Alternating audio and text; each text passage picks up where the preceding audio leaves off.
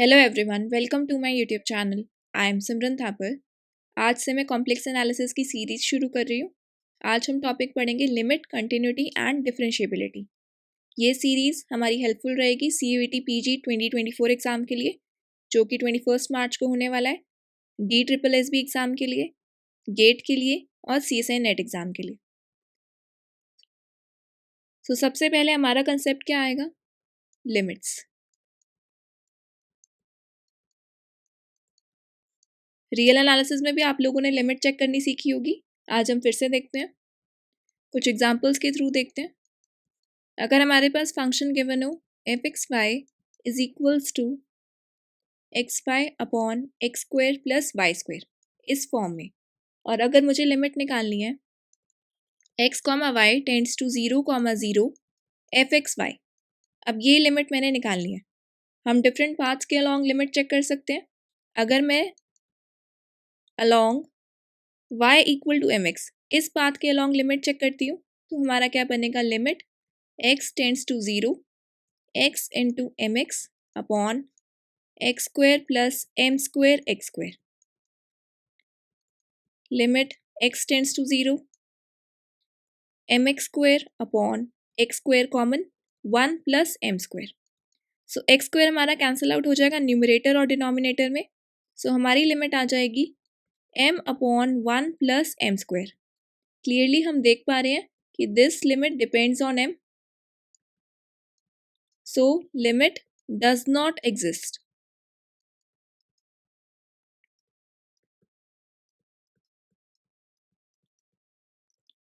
Limit को हम exist करता हुआ कब कहते हैं? अगर वो हर पाथ के अलोंग हमारी सेम लिमिट देता, मीन्स लिमिट अगर एग्जिस्ट करती है तो वो हमेशा यूनिक होगी। कुछ और एग्जांपल्स देखते हैं। एग्जांपल 2, अगर अब मेरे पास फंक्शन गिवन हो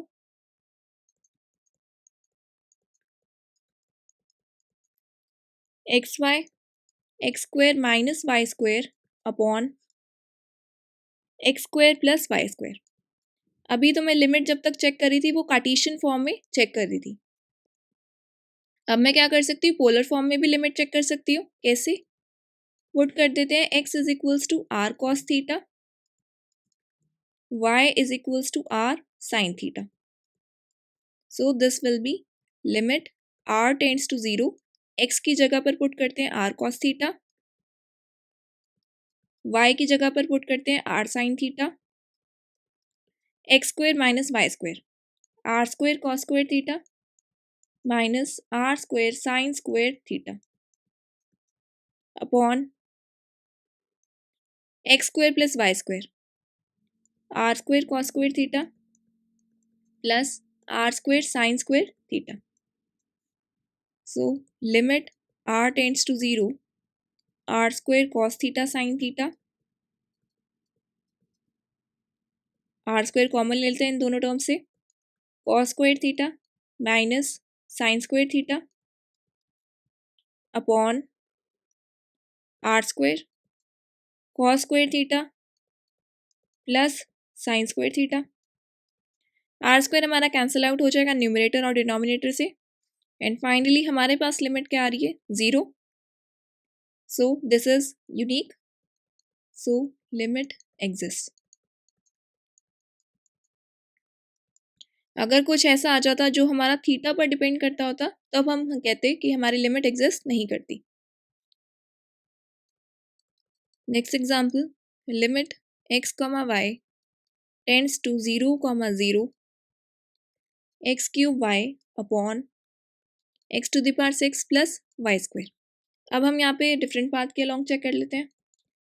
अगर मैं पुट कर दूँ y equal to m x cube, limit x tends to 0, x cube y m x cube upon x to the power 6 plus y square m square x to the power 6। अब numerator और denominator में हमारा x to the power 6 आएगा,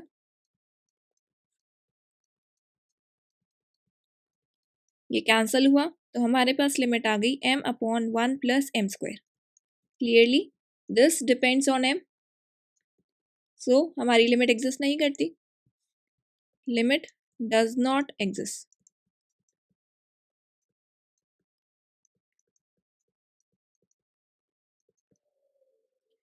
example 4।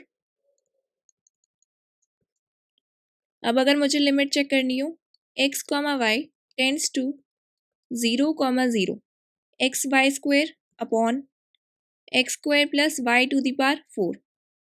अब different path ले लेते हैं। अगर y equal to m x ले लूँ तो हमारे पास क्या बन जाएगा, limit x tends to 0 x m square upon x square plus m to the power 4 x to the power 4। So limit x tends to 0 m square x cube upon x square common 1 plus m to the power 4 x square. So यहाँ पे हमारा सिर्फ x बच जाएगा। सो finally यहाँ से तो हमारी लिमिट 0 आ रही है।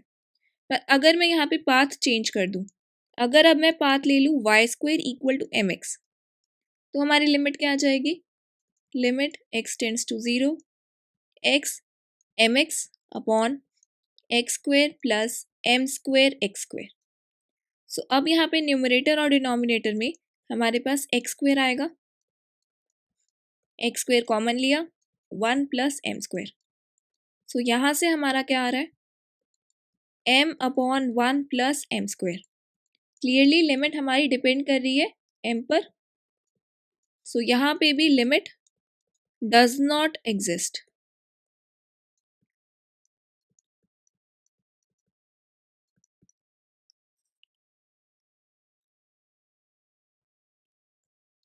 नेक्स्ट एग्जाम्पल, लिमिट चेक करनी है z tends to 0 z upon z bar.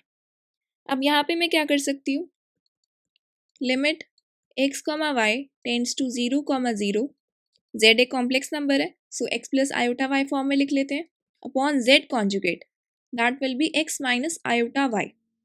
अब यहाँ पे भी हम पाथ चूज कर सकते हैं। अगर मैं पाथ चूज कर लूँ y equal to m x, तो हमारे पास limit x tends to 0 x plus iota m x upon x minus iota m x, ये आ जाएगा। सो न्यूमरेटर और डिनोमिनेटर से भी x कॉमन लो, 1 plus iota m upon x 1 minus iota m. So finally our limit is 1 plus iota m upon 1 minus iota m. So हमारी limit अब फिर से m पर डिपेंड कर रही है, depends on m। So limit does not exist. अब ये तो हमने कार्टेशियन फॉर्म में चेक करा है, हम पोलर फॉर्म में भी चेक कर सकते थे। पुट कर दो x को r cos थीटा,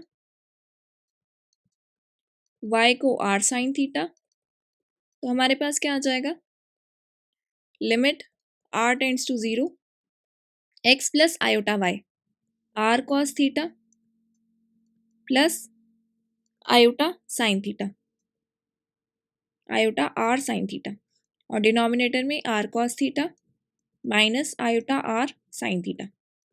अब न्यूमरेटर और डिनोमिनेटर से r कॉमन लेके कैंसिल हो जाएगा और हमारे पास क्या बच जाएगा, limit r tends to 0 cos theta plus iota sine theta upon cos theta minus iota sine theta. अब यहाँ से आइलर्स फॉर्मूला की हेल्प से हम क्या लिख सकते हैं, cos theta plus iota sine theta, this is e to the power iota theta upon e to the power minus iota theta. So this will be e to the power 2 iota theta. अब हमारी limit क्या आ रही है, e to the power 2 iota theta, यानी कि limit depends on theta. So limit does not exist.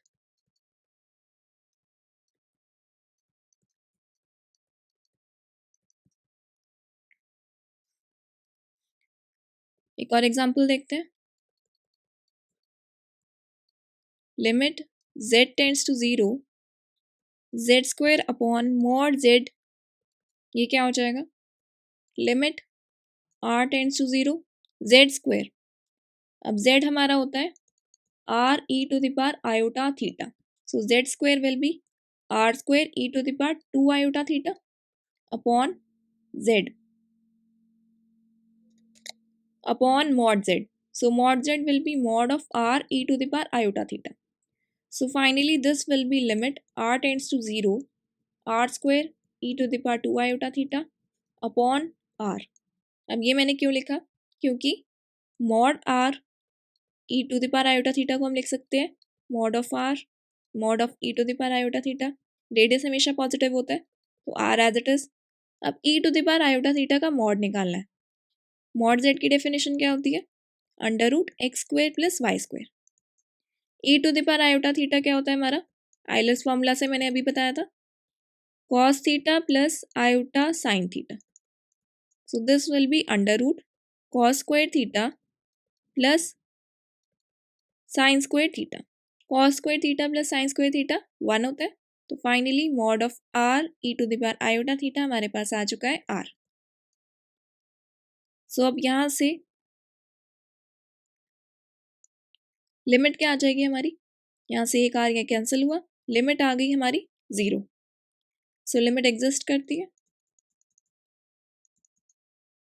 Next example, limit z tends to 0 e to the power 1 by z, यहाँ पे भी पोलर फॉर्म में करते हैं, limit z tends to 0 e to the power 1 upon r e to the power iota theta. यहाँ पे क्या आ जाएगा, limit r tends to 0। So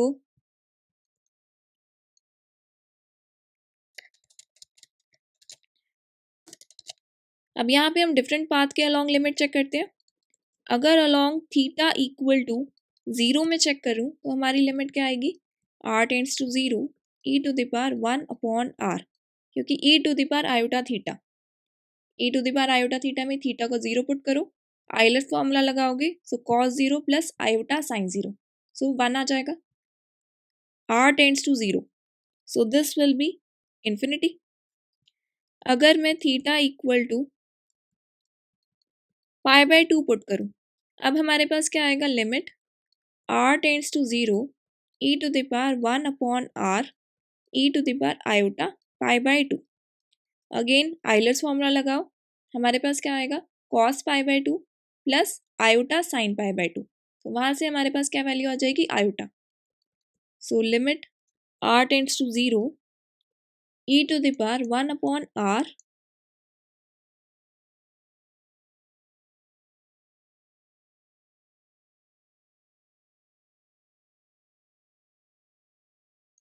into -1। So यहाँ से लिमिट क्या आएगी,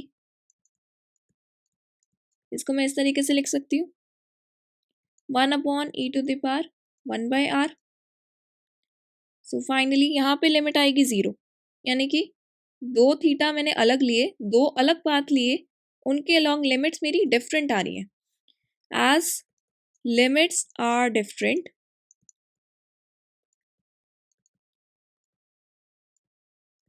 सो limit does not exist.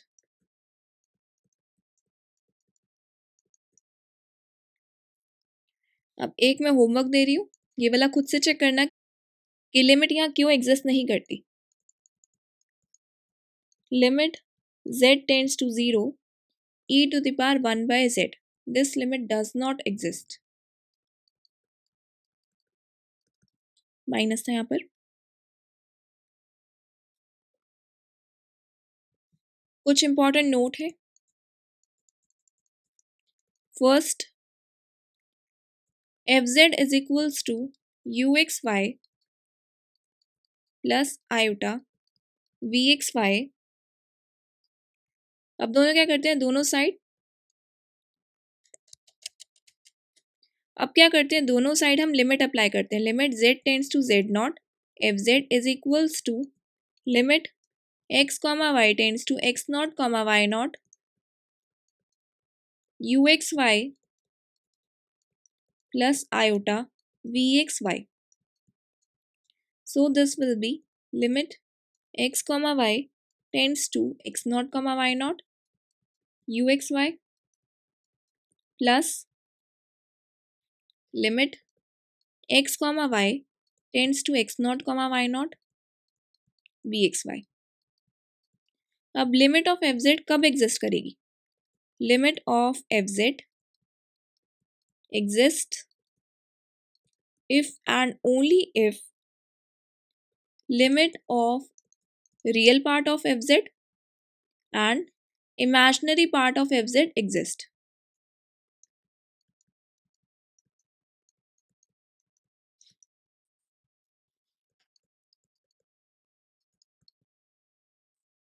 Second, ये बार बार मैंने बताया कि limit of a function fz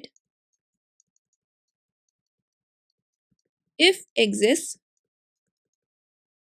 must be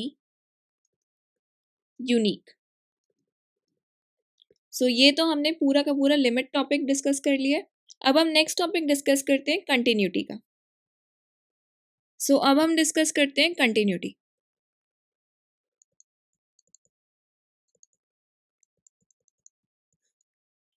सबसे पहले कंटिन्यूटी के लिए जो हमारा पॉइंट होगा, it should be of domain, यानी कि जिस पॉइंट पर कंटिन्यूटी चेक करनी है वो पॉइंट डोमेन में होना चाहिए. So if z not belongs to domain D, then fz को हम कंटिन्यूस कहेंगे at z not if and only if limit z tends to z naught fz is equals to fz naught. Example देखते हैं. fz is equals to z square upon mod z, where z is non-zero, 0 if z is 0. So limit निकालते हैं. z tends to 0, limit z tends to 0, z square upon mod z. फिर से polar form से निकाल लेते हैं. Limit r tends to 0, z को put कर देते हैं r e to the power iota theta, z square है तो r square e to the power 2 iota theta upon mod of r e to the power iota theta. इसकी limit हमने निकाली थी, हमारी आई थी 0. और f0 की क्या है, 0 पॉइंट पर देखें तो वो हमें भी 0 दे रखी है. So limit z tends to 0 fz is equals to 0, और ये इक्वल आ रहा है f0 के, यानी कि fz is continuous at z equal to 0.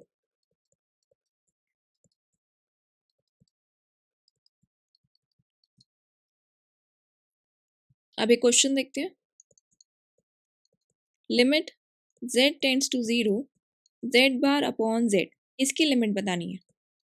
Options है 0, 1, 1/2, does not exist.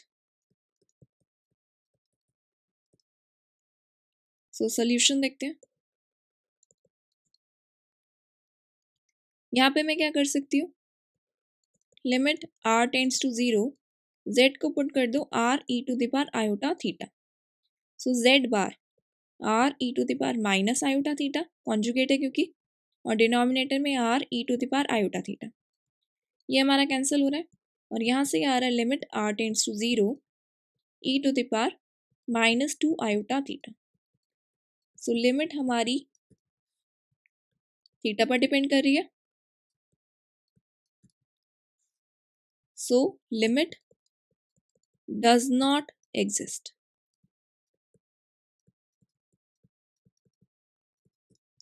एक इम्पॉर्टेंट नोट है यहाँ पर, fz को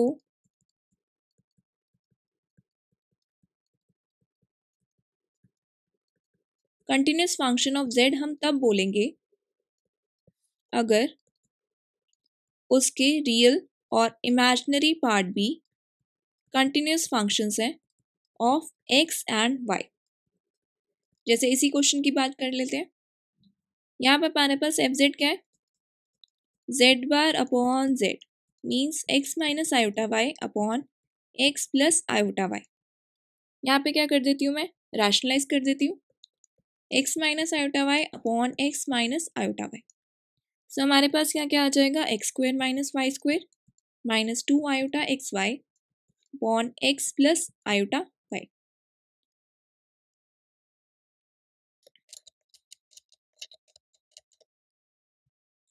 x square plus y square.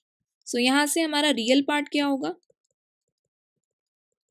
X square minus y square upon x square plus y square. Imaginary part क्या होगा, minus 2xy upon x square plus y square. Limit निकाल लेते हैं।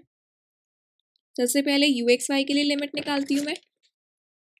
अगर मैं यहाँ पे पाथ लूँ y equal to mx, so limit x tends to 0, uxy will be limit x tends to 0, x square minus m square x square upon x square plus m square x square।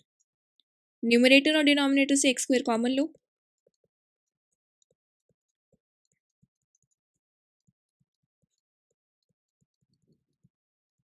x square cancel हो रहा है numerator और denominator में, और हमारे पास आ गया 1 minus m square upon 1 plus m square. This means that limit depends on m, so limit of uxy does not exist।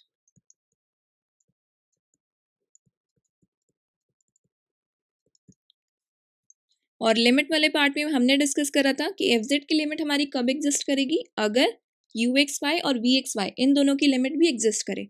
So limit of f z does not exist.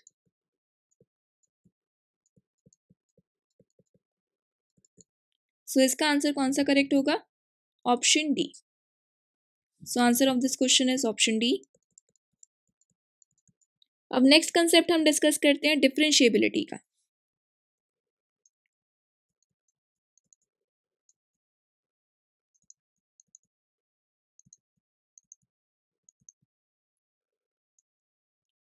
If limit z tends to z naught f z minus f z naught upon z minus z not exist भी करे और finitely exist करे, कि limit finite होनी चाहिए, then function f z is differentiable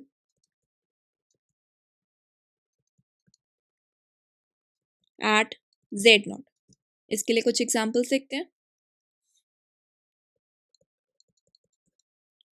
F z is equals to z bar where z is 0। So limit check करनी है हमें जेड टेंड्स टू 0 पर, f z minus f zero upon z minus 0। So limit z tends to 0, z bar minus 0 upon z minus 0। अब यहाँ पे भी हम क्या कर सकते हैं, पोलर फॉर्म यूज कर सकते हैं। जेड को लिख दो r e to the power iota theta, z conjugate will be r e to the power minus iota theta upon r e to the power iota theta.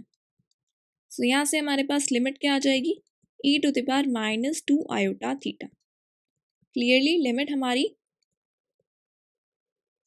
Theta पर depend कर रही है, यानी कि लिमिट हमारी एग्जिस्ट नहीं करती।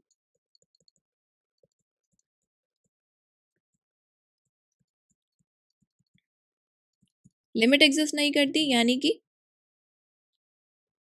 Function हमारा डिफरेंशिएबल नहीं है at z equal to 0। This was example 10. Now example 11.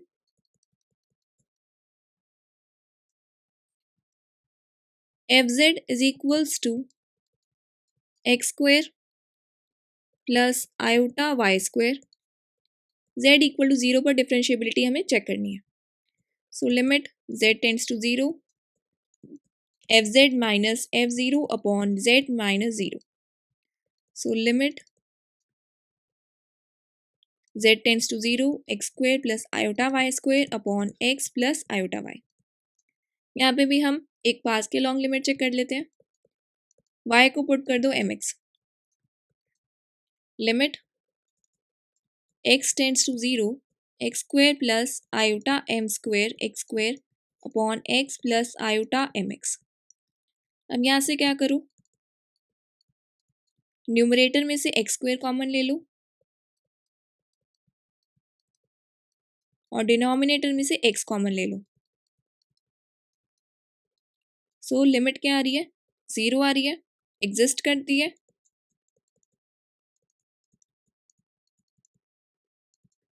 Finite भी है।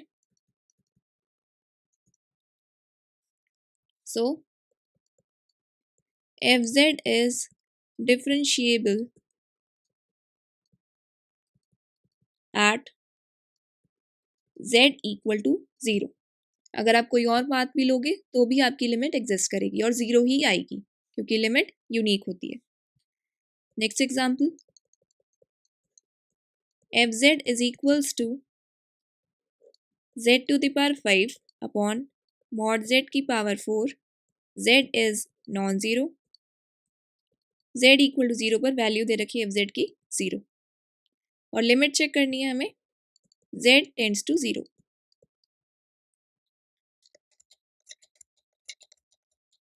और लिमिट हमें चेक करनी है z इक्वल टू 0 पर, यानी कि डिफरेंशिएबिलिटी चेक करनी है। उसके लिए सबसे पहले लिमिट चेक करेंगे। Limit z tends to 0 f z minus f zero upon z minus 0। So limit z tends to 0 z to the power 5 upon mod z की power 4 minus 0 upon z minus 0। सो हमारे पास क्या क्या आ जाएगा, limit z tends to 0 z to the power 5 z mod z की power 4। So this will be limit z tends to 0 z to the power 4 upon mod z की power 4। फिर से पोलर फॉर्म में लिखो z को r e to the power iota theta. Limit r tends to 0 r to the power 4 e to the power iota 4 theta upon r to the power 4। So again e to the power iota 4 theta हमारी limit आ रही है, depend करती है theta पर, यानी कि limit does not exist.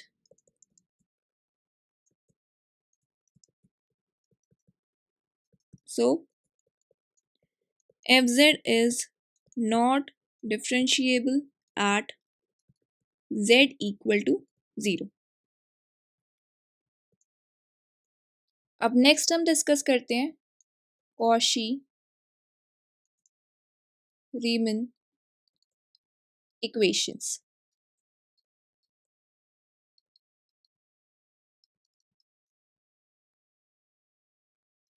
सबसे पहले necessary condition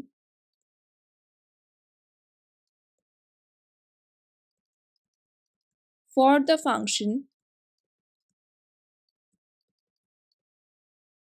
w equal to f z equal to u x y plus iota v x y is analytic in a region R, region R is that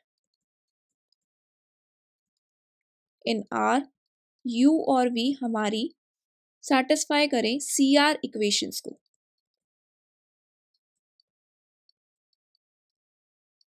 CR equations होती क्या है हमारी, del U upon del x is equals to del V upon del y and del U upon del y is equals to minus del V upon del x. ये हमारी होती है Cartesian form of CR equation. इसको ऐसे भी लिख सकते हैं ux is equals to vy and uy is equals to minus vx। Polar form देखते हैं CR इक्वेशंस की। Polar form of CR equations. CR equations बहुत ज़्यादा इंपॉर्टेंट है, डायरेक्ट जो इसकी फॉर्म है उसके ऊपर ही क्वेश्चन आ जाता है। कभी पोलर फॉर्म पे आ जाता है, कभी कार्टेशियन फॉर्म पे आ जाता है, कभी दोनों पे भी आया हुआ है।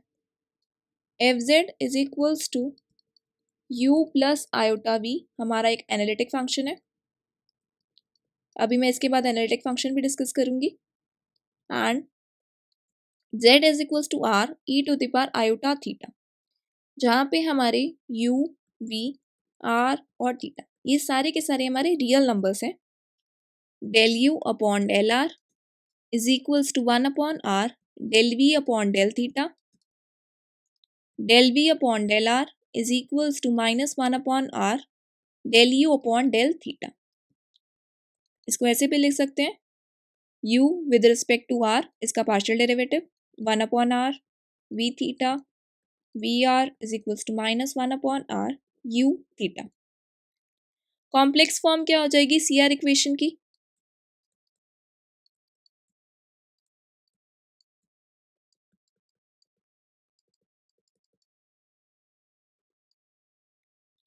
F z is equals to u plus iota v, ये हमारा कोई भी डिफरेंशिएबल फंक्शन होगा।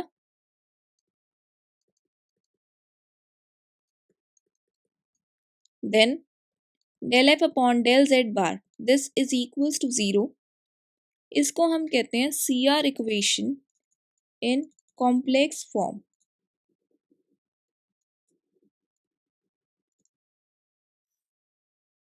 अब कुछ इंपॉर्टेंट रिजल्ट्स हैं हमारे, उसको ध्यान से देख लेना क्योंकि उस पर डायरेक्टली क्वेश्चन आते हैं। अगर हमारा एफ जेड डिफरेंशिएबल है at z not equal to x not plus iota y not, तो जो हमारी सी आर इक्वेशंस हैं ये होल्ड करेंगी at x not comma y not, ये हमारी नेसेसरी कंडीशन है।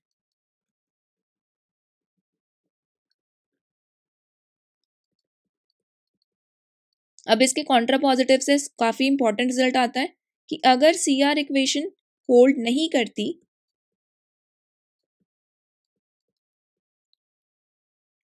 At z not equal to x not plus iota y not, तो एफ जेड हमारा डिफरेंशिएबल नहीं होता एट जेड नॉट। थर्ड, एक सबसे ज़्यादा इंपॉर्टेंट ये वाला है और एक जो अब मैं बताने वाली हूँ, ये दोनों ही बहुत ज़्यादा इंपॉर्टेंट है। अगर सी आर इक्वेशन होल्ड करती है x not comma y not पर, सारे के सारे u और v के partial derivatives u x u y v x v y ये सारे के सारे हमारे कंटिन्यूस होते हैं x not comma y not पर, तो हम कहते हैं कि f z is differentiable at x not comma y not. ठीक है, अब इसके लिए कुछ एग्जांपल्स देखते हैं। F z is equals to x square plus iota y square, z equal to 1 plus 2 iota. इस पे हमने चेक करना है कि हमारी सी आर इक्वेशंस एग्जिस्ट करती हैं या नहीं। इस पे हमने चेक करना है कि हमारी सी आर इक्वेशंस होल्ड करती हैं या नहीं। यहाँ पे रियल पार्ट क्या है एक्स स्क्वायर, इमेजिनरी पार्ट क्या है y square, u x will be 2x, u y will be 2y, v x is 0, v y is 2y। So u x equal to v y लिखना है और कौन से point पर 1,2 पर। सो ये क्या बन जाएगा 2x, this will be 2, v y 2 into 2 this will be 4। सो ये तो हमारा सेटिस्फाई नहीं हो रहा है, एब्सर्ड है ये, यानी कि C R equation does not hold at 1,2। मैंने क्या कहा था, अगर सी आर इक्वेशन होल्ड नहीं करती तो एफ जेड हमारा डिफरेंशिएबल नहीं होगा। So f z is not differentiable at 1,2। Next example,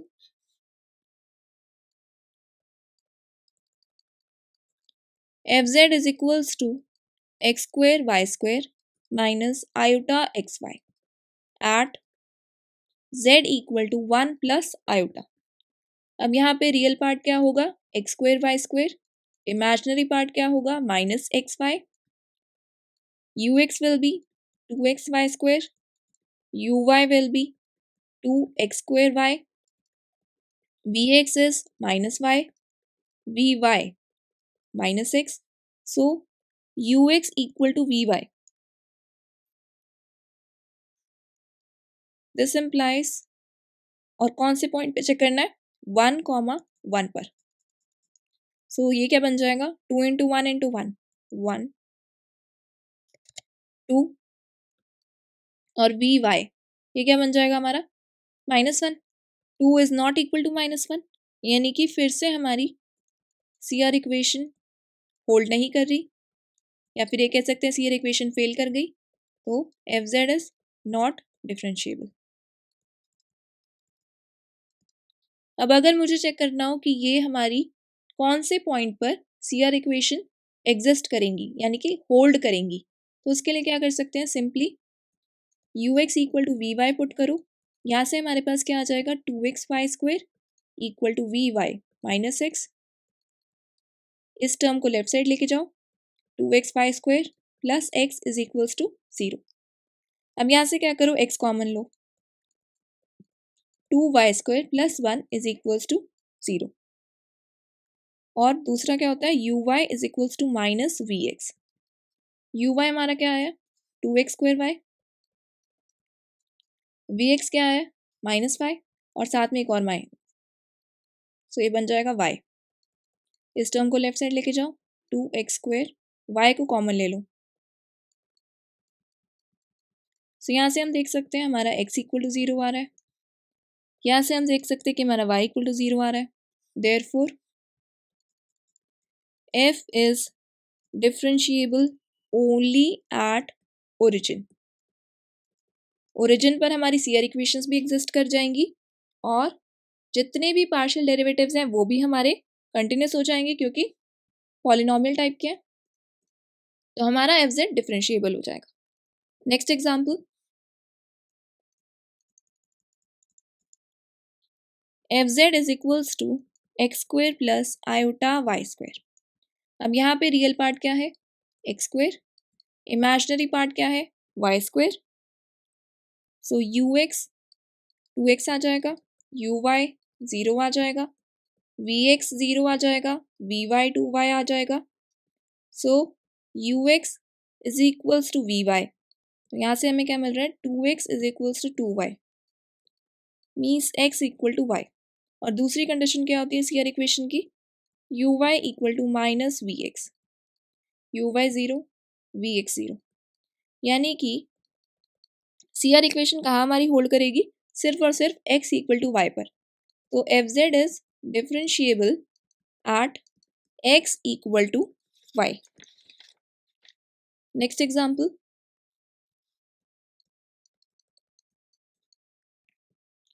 f z is equals to mod z square. Mod z square है, तो इसको क्या हो जाएगा, ये मॉड जेड क्या होता है, under root x square plus y square.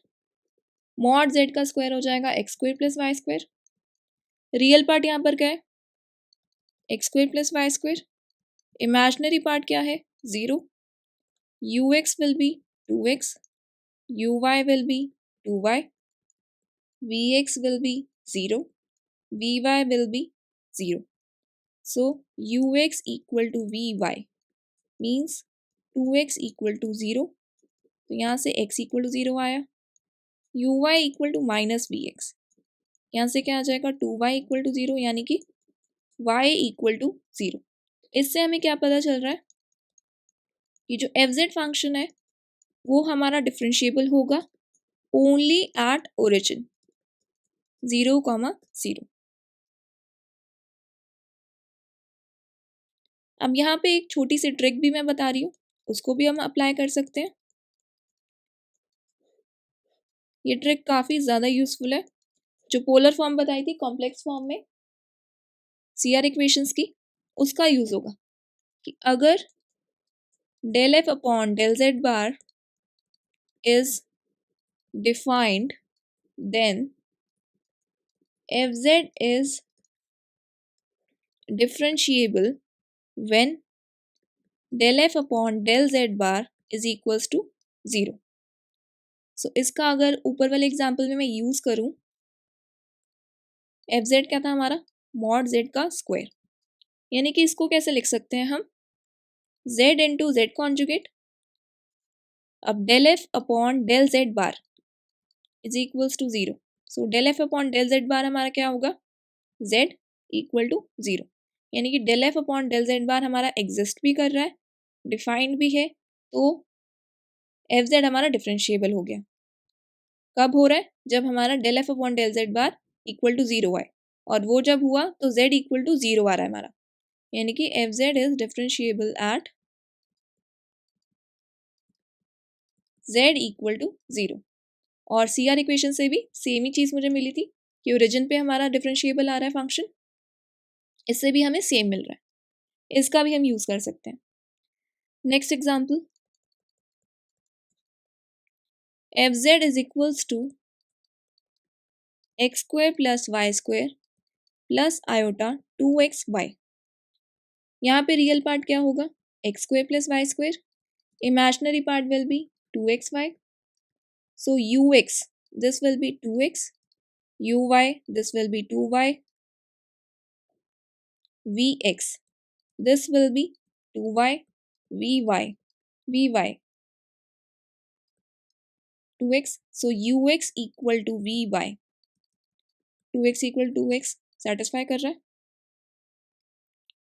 uy equal to minus vx, 2y equal to minus 2y.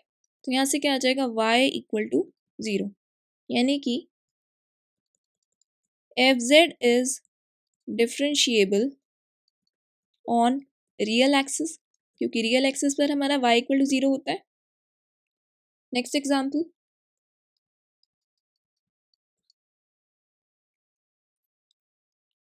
fz is equals to y cube minus 3x square y plus iota x cube minus 3x y square. So real part क्या है, u equal to y cube minus 3x square y, imaginary part क्या है, x cube minus 3x y square. So ux it will be minus 6xy, uy it will be 3y square minus 3x square, vx will be 3x square minus 3y square, vy minus 6xy. So clearly C R equations देखते हैं, ux equal to v y satisfy हो रहा है, u y equal to minus v x ये भी हमारा satisfy हो रहा है. C R equations are satisfied, C R equations hold. So f z is differentiable everywhere on C, क्योंकि यहाँ पे तो हमारा डायरेक्टली सेटिस्फाई हो रहा है, ऐसा नहीं हो रहा कि किसी पर्टिकुलर पॉइंट के लिए हो रहा है. Next example, f z is equals to e to the power z bar where z is equals to 0. यहाँ पे ट्रिक का यूज कर लेते हैं, del f upon del z bar, so this will be e to the power z bar only. अब ये हमारा exponential function है, ये हमेशा हमारा नॉन ज़ीरो होता है. और ट्रिक क्या थी कि एफ जेड हमारा डिफरेंशिएबल तब होगा जब एक तो del f upon del z bar defined हो और दूसरा del f upon del z bar equal to 0 आए. यहाँ पे तो हमारा ये नॉन ज़ीरो आ रहा है, so this means that f z is not differentiable at z equal to 0. अब इसको आप सी आर इक्वेशन से खुद से ट्राई करिए, ये होमवर्क है, try by using C R equations. अब हम नेक्स्ट कंसेप्ट पढ़ते हैं एनालिटिक फंक्शंस का, करते हैं एनालिटिक फंक्शंस के बारे में.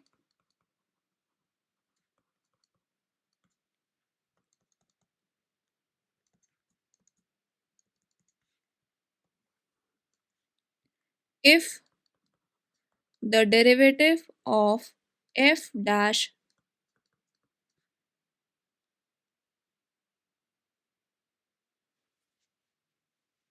f dash z exists at all points of z of a region R, then fz is said to be analytic in R. इसको हम रेगुलर या फिर होलोमॉर्फिक फंक्शन भी कहते हैं। यानी कि अगर जो हमारा डेरिवेटिव है वो एग्जिस्ट करे सभी पॉइंट्स के लिए किसी एक पर्टिकुलर रीजन आर में, तो हम कह देंगे कि हमारा एफ जेड एनालिटिक है। अब एक इंपॉर्टेंट डेफिनेशन है एंटायर फंक्शन की। If it is analytic in the whole complex plane,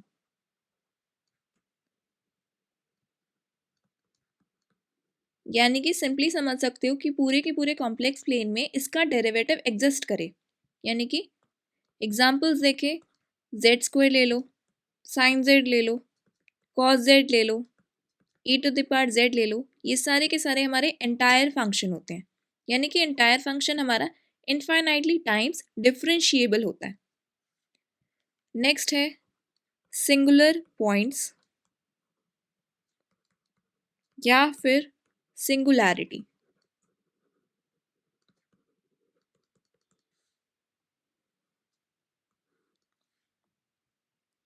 अगर कोई फंक्शन एफ जेड हमारा एनालिटिक ना हो, किसी एक पॉइंट जेड नॉट पर उसकी हर एक नेबरहुड में कोई एक ऐसा पॉइंट एग्जिस्ट करता हो जहां पे फंक्शन हमारा एनालिटिक हो,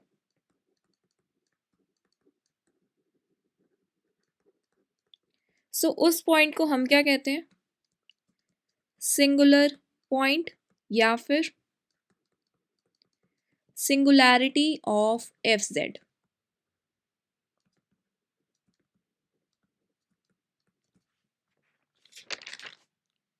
अब कुछ इंपॉर्टेंट रिजल्ट्स हैं जिनके बेस पे डायरेक्टली एग्जाम में क्वेश्चन पूछ लिया जाता है। सो वो रिजल्ट्स हमें पता होने चाहिए।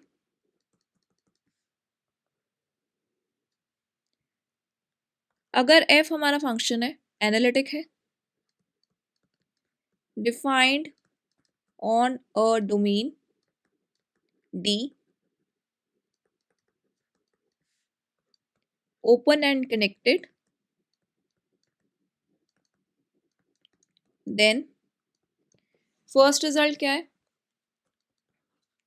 F dash z is equals to 0 for all z belongs to domain D, then f is constant.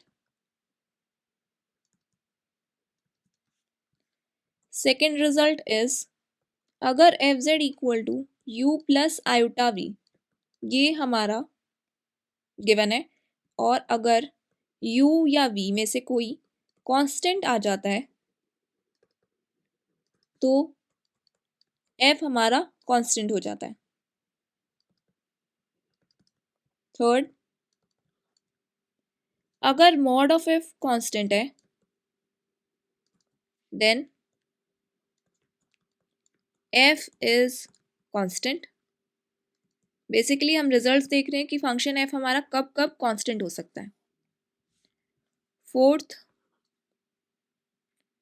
अगर आर्ग्यूमेंट ऑफ f ये हमारी कांस्टेंट आ जाती है तो भी हम कह देते हैं कि f हमारा कांस्टेंट है।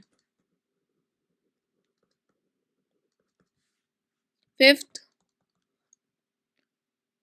ए यू प्लस बी वी, यानी कि कोई एक स्ट्रेट लाइन है वो हमारी अगर कांस्टेंट गिवन है तो भी हम कह दें कि हमारा f कांस्टेंट है।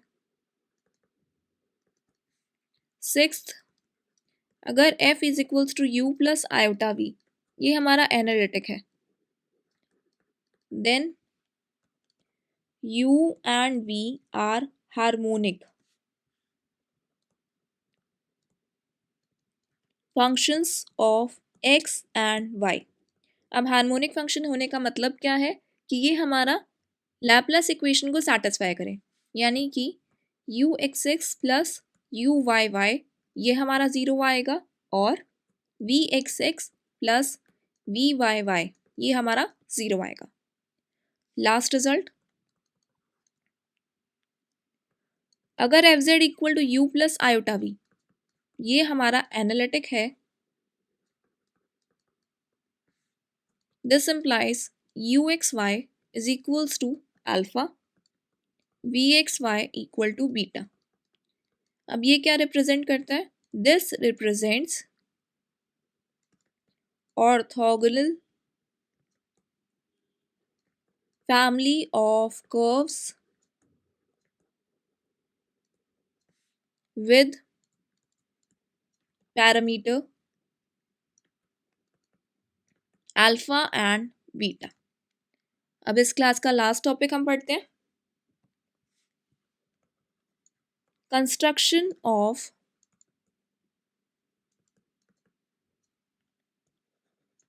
analytic function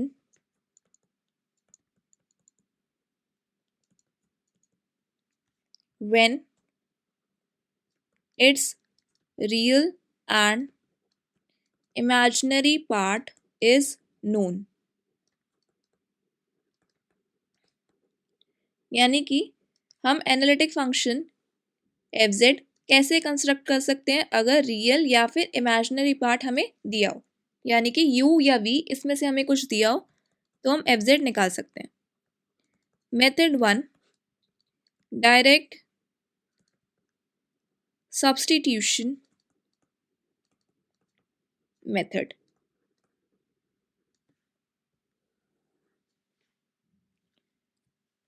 एफ जेड हमारा होगा यू एक्स वाई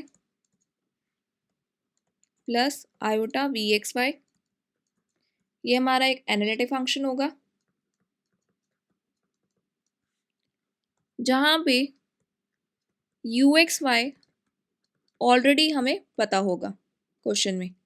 अब एफ जेड निकालना है, so f z is equals to twice of you.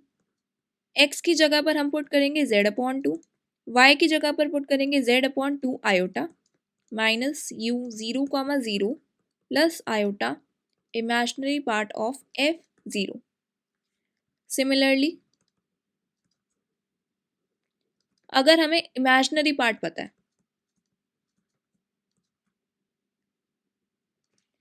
तो एफ जेड कैसे निकाल लेंगे? Two iota v z upon two iota minus iota v zero comma zero plus real part of f zero.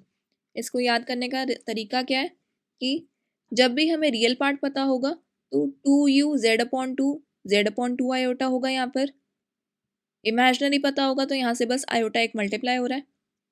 यहाँ पे क्या होगा? यू ज़ीरो कॉमा ज़ीरो, यहाँ पे आयोटा मल्टीप्लाई होगा जब इमेजिनरी है. यहाँ पे रियल जब पता है तो यहाँ पे iota imaginary part of f zero आएगा, यानी कि रियल का उल्टा कह सकते हो. और जब इमेजिनरी पता है तो यहाँ पे इमेजिनरी का उल्टा real of f zero. Method 2 क्या है? Method 2 by using C R equations.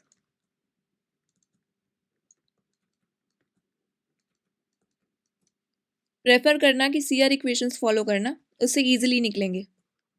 You x equal to v y and v y equal to u y equal to minus v x. So ये पूरा topic मैंने discuss कर लिया.